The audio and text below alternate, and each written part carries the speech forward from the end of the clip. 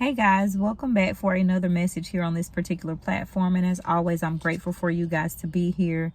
We will start our lesson out with none other than our verse of the week, which is Psalm 139, verse 14.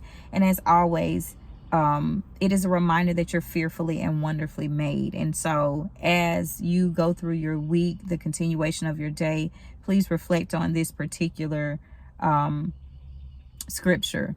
And so our lesson today is surrounding lust. And lust, we're going to be focusing on the book of Proverbs and several different scriptures in which I was led to. And so Proverbs, which is a book of instruction, lets you know that it's a certain way that we are to maneuver through life. And so when you choose to maneuver through life this way, it's imperative that you follow the instructions.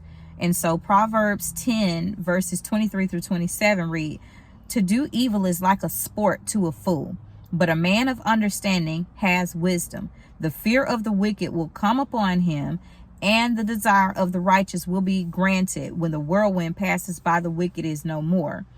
And so the Almighty's wrath has an everlasting effect. And so, but the righteous will have everlasting foundations.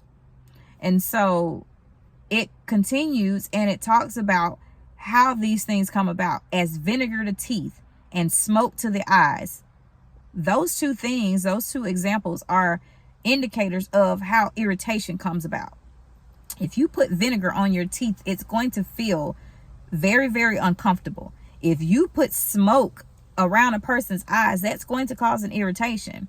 And so is the lazy man to those who send him. The fear of the Lord prolongs days. So when you're fearful of the Almighty's hand, you're going to have a prolonged life because you're now operating in obedience out of standing and going and staying on that straight and narrow path. But the years of the wicked will be shortened. And so the wicked are doing things their own way, out of their own might, out of their own strength. And it leads to a shorter lived life instead of a life of longevity. And so when you go back up and you look at the entry point of this particular scripture, it says to do evil is like a sport to a fool. A sport is something that you compete in, and you might have an end result, but throughout a sporting event, you can have like all types of different health complications based off of, injuries. And so you're out here like a fool in this sport realm, and this is what's taking place. And then I was led to Matthew 5 verse 14. "But I say to you that whoever looks at a woman to lust for her has already committed adultery with her in his heart." And so it doesn't have to be that it completely has taken place, but if you think about it and you consider it, that's how lust works. Lust works beginning in your thought process. You think of something when you look at something that you shouldn't be partaking in. And lust equals a heart problem. That's what it boils down to. Lust is actually a heart problem. You're desiring things that are beyond your possession, beyond that which you have. And then it leads to greed. So you may have all of the things that you need, but because you're focusing on something that someone else has, what someone else has in their possession, it leads you to desire more than what you have. And that's greed.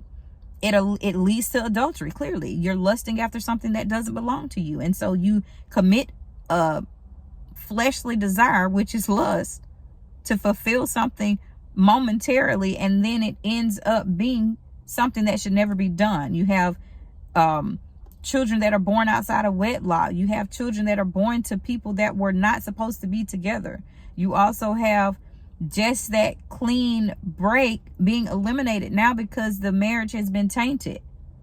And adultery leads to so many different emotional and impactful things within marriages. And there are numerous ways that you can commit adultery. It does not have to just be between a man and a woman, or a husband and a wife and an outside party. You can commit adultery with just different types of scenarios. And so I encourage you to go back and educate yourself on that as well. And so thievery.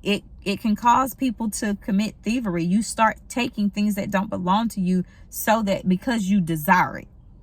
If you're not equipped to receive it, then you may go and now you're taking things that don't belong to you for you to have, things that you are not equipped to be able to purchase or that you were meant to have. And then it can lead to murder. Now you're so jealous or envious of the things that you don't have, and it creates rage and envy. And now with this jealousy, you murder someone. You think of Cain and Abel. He murdered his brother because he was jealous that his offering was not well received. And we know that it also and finally leads to death, because the wages of sin are death, and lust is a sin. And so don't allow this particular thing to creep up in your life. Change your mindset, change the way that you see things, change the way that you operate so that you can have a long life, guys. Don't do evil like a sport to a fool. And so because once you start in it, then now you're going to want to keep doing it. You're going to keep competing in this particular arena. And it was never meant for you to endure. And so that is my message for you guys. And as always, I thank you for taking the time to watch this message to its entirety. I pray for you guys before you get here. And thank you for the comments. And for the most part, keeping it classy. I do try to respond in the manner that our Father in heaven would have me to. But if you desire a private prayer request, please utilize the link in the bio so that I can make it specific to you and actually get more information if it's something that you're struggling with. And so as always, guys, I look forward to our next message, and I appreciate you taking the time to watch this.